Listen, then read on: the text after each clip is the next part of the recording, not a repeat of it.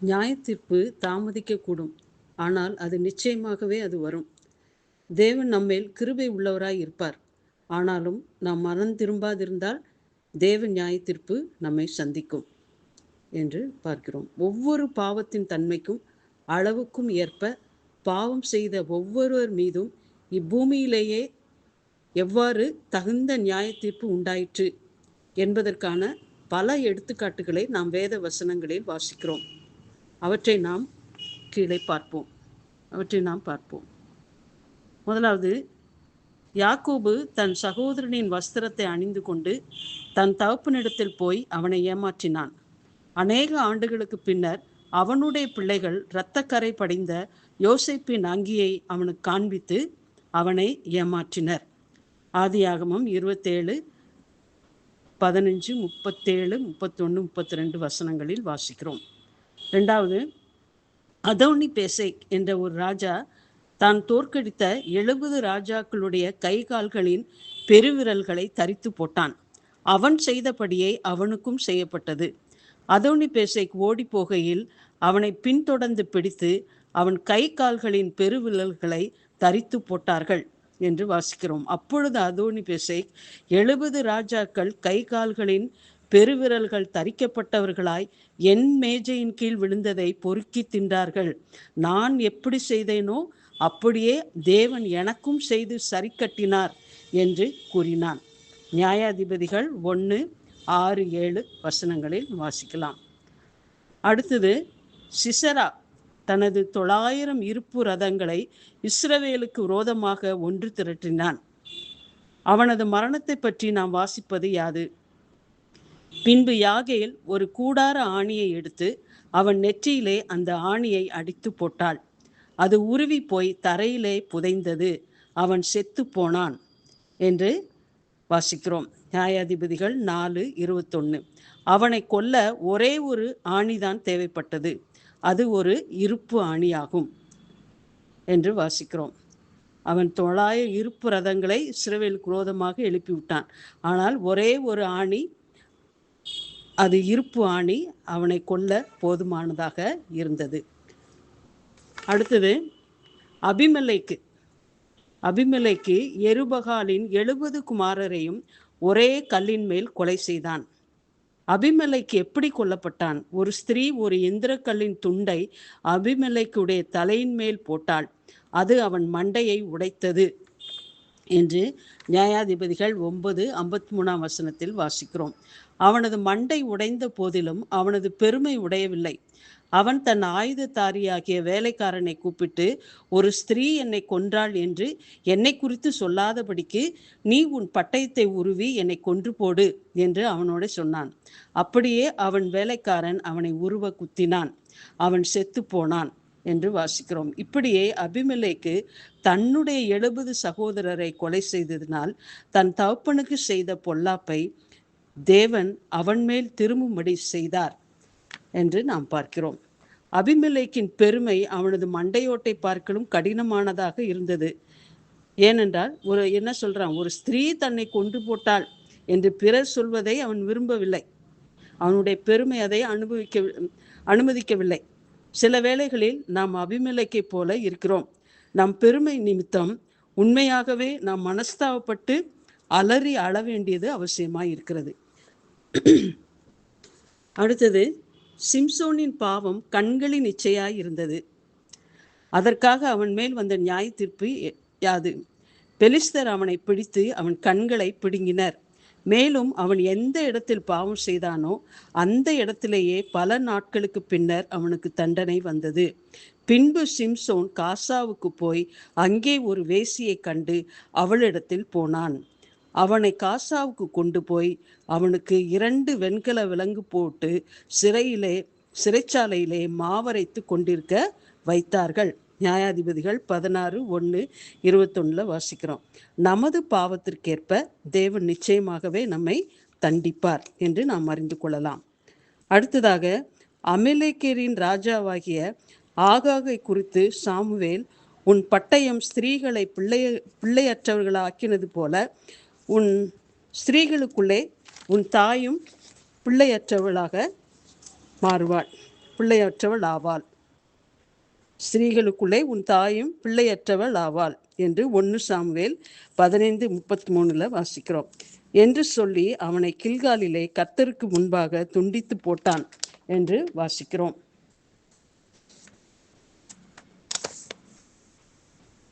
அதே போல அடுத்தது, தாவீதை கொல்லும்படி தன் கையில் ஈட்டியோடு சுற்றி திரிந்து கொண்டிருந்த சவுல் முடிவாக தன் ஈட்டியின் மேலே தானே விழுந்து தன்னை மாய்த்து கொண்டான். அவன் தான் உயிரோடு இந்த நாட்களில் பலமுறை தனது ஈட்டியினாலே தாவீதை சுவரோடு சேர்த்து உருவ குத்தி போட முனைந்தான். எவ்வளோ ட்ரை பண்ணான். சவுலின் மரணத்திற்கு பின் அவனது உடலுக்கு என்ன நேர்ந்தது பாருங்கள். அவனது உடலை பெத்சானின் சுவரோடு சேர்த்து பிணைத்து வைத்தார்கள். அவன் தாவீதை சுவரோடு சேர்த்து உருவ குத்தி போட முனைந்தான். அதே போல அவனுடைய உடல் பெத்சானின் சுவரோடு சேர்த்து பிணைத்து வைத்தார்கள் என்று கூறப்பட்டுள்ளது. சவுல் பல ஆண்டுகள் உயிரோடு இருந்தான். ஆனால் முடிவாக அவனது மரண வேளையிலே நியாய தீர்ப்பு காத்திருந்தது. அடுத்தது அப்சலோம். அப்சலோம் தன் சகோதரனாகிய அம்னோனை தன் வேலைக்காரனை கொண்டு அடித்து கொன்று போட்டான். மேலும் அவன் தன் தகப்பனுடைய 10 மறுமனை ஆட்டிகளை தீட்டுப்படுத்தினான். அவன் எங்கனம் மாண்டான், எப்படி அவன் மரித்தான்? ஒரே சமயத்தில் 10 சேவகர் அவனை சூழ்ந்து நின்று அவனை அடித்து கொன்று போட்டார்கள் என்று 2 சாமுவேல் 18:15 வாசிக்கிறோம். அடுத்தது ஆமான். ஆமான் மொர்தெக்காய்க்கு விரோதமாக சதி திட்டம் தீட்டி அவனை தூக்கிலிட 50 முழ உயரமுள்ள ஒரு தூக்கு மரத்தை செய்வித்தான். ஆனால் முடிவாக தான் செய்வித்த அதே தூக்கு மரத்திலேயே அவனை தூக்கி போடப்பட்டான். எஸ்தர் 7:9-10 வாசிக்கிறோம். படுகுழியை வெட்டுகிறவன் தானே அதில் விழுவான். கல்லை புறப்பட்டுகிறவன் மேல் அந்த கல் திரும்ப விழும். நீதிமொழிகள் 26:27 வாசிக்கிறோம். தேவனுடைய நியாய தீர்ப்பு நீதியானது. நாம் செய்கிற கிரியைகள், பேசுகிற வார்த்தைகள், சிந்திக்கும் சிந்தனைகள் யாவற்றையும் குறித்து தேவன் எப்போதும் அமைதியாகவே இருப்பார் என்று நாம் நினைக்க வேண்டாம். நாம் மனம் திரும்ப வேண்டும் என்று மட்டுமே அவர் நமக்கு சமயத்தை கொடுக்கிறார். தேவ தயவு நீ குணப்படும்படி உன்னை ஏவுகிறது என்று அறியாமல் அவருடைய தயவு, பொறுமை, நீடிய சாந்தம் இவைகளின் ஐஸ்வர்யத்தை அசட்டை பண்ணுகிறாயோ? உன் மனக்கடினத்திற்கும் குணப்படாத இருதயத்திற்கும் ஏற்றபடி தேவனுடைய நீதியுள்ள தீர்ப்பு வெளிப்படும். கோபாக்கினை நாளிலே உனக்காக கோபாக்கினையை குவித்து கொள்கிறாயே.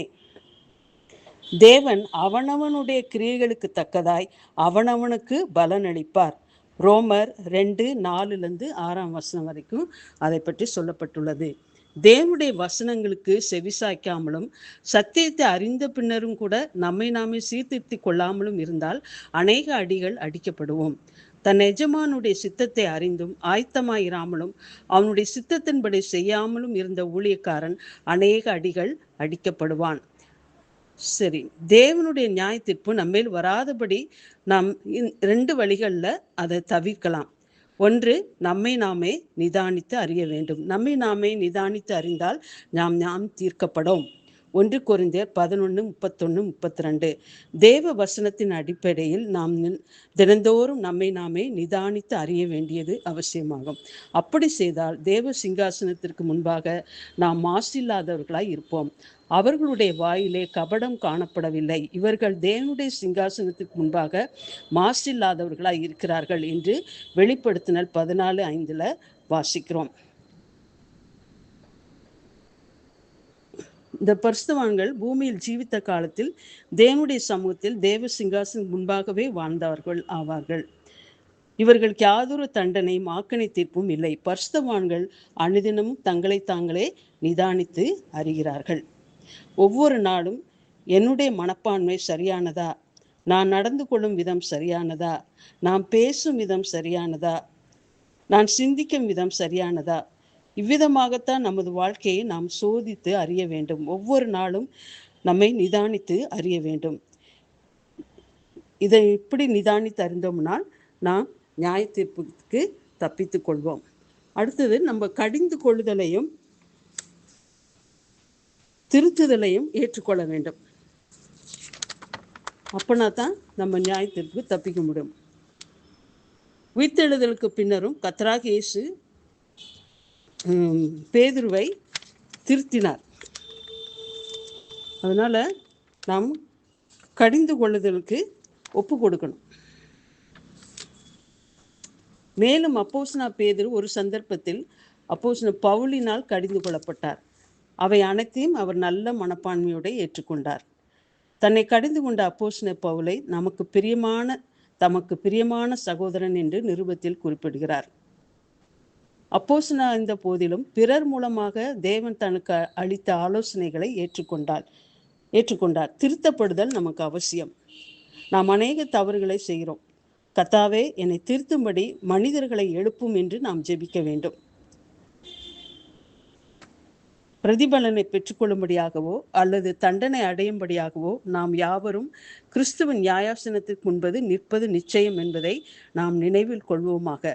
ஆகவே நாம் அனுதினமும் அவரது நியாயாசனத்துக்கு முன்பாக ஜீவிப்பதையே தெரிந்து கொள்ள வேண்டும். அதாவது நம்ம யாரும் கடிந்து கொள்ளும் போது நம் மனத்தாழ்மையோடு அதை ஏற்றுக்கொள்ள வேண்டும். நம்மை திருத்தும்படி தேவன் சிறு பிள்ளைகளையும் மனம் திரும்பாதவர்களையும் கூட உபயோகிக்கலாம். தேவன் நம்மோடு பல விதங்களில் செயல்படுகிறார். நமக்கு நம் சொந்த நியாயங்களும் சாக்கு போக்குகளும் இருக்கக்கூடும். ஆனால் அவை யாவும் நம் ஜீவியத்துக்கு மரணத்தையே உண்டாக்கும். அடிக்கடி கடிந்து கொள்ளப்பட்டும் தன் பிடரியை கடினப்படுத்துகிறவன் சகாயமின்றி சடுதியில் நாசமடைவான் என்று நீதிமொழிகள் 29:1 வாசிக்கிறோம். அதனால நம்மளுக்கு கடிந்து கொள்ளுதலும் திருத்தி கொள்ளுதலும் அவசியம். அதை யார் கடிந்து கொண்டாலும் மனத்தாழ்மையோடு அவற்றை ஏற்றுக்கொண்டு நாம் மனம் திரும்ப வேண்டும். அப்படியானால் நியாய தீர்ப்புக்கு நாம் தப்பித்து கொள்ளலாம். தேவன் தாமே நமக்கு கிருபை தருவாராக. அவருடைய நியாயாசனத்திற்கு குற்றமல்லாதவர்களாக மாசற்றவர்களாக நிறுத்தப்படும்படியாக நாம் அனுதினமும் செபிப்போமாக.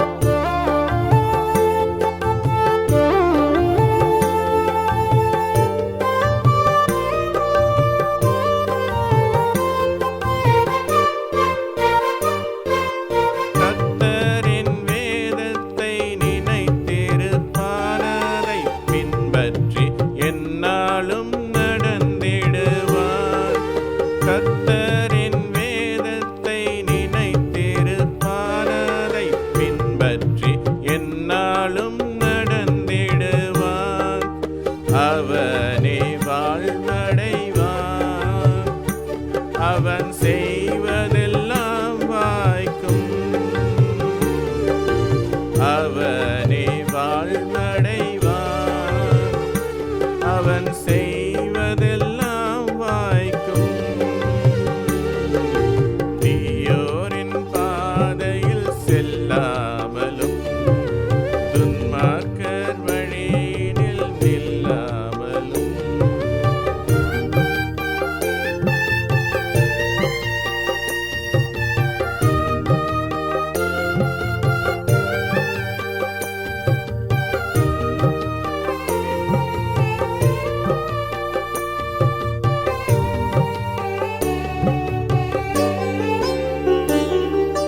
நிந்தனை செய்வோர்க்காய் வேண்டிடுவார். சபிப்போர்க்கு வாழ்த்து சொல்லிடுவார். நிந்தனை செய்வோர்க்காய் வேண்டிடுவார். சபிப்போர்க்கு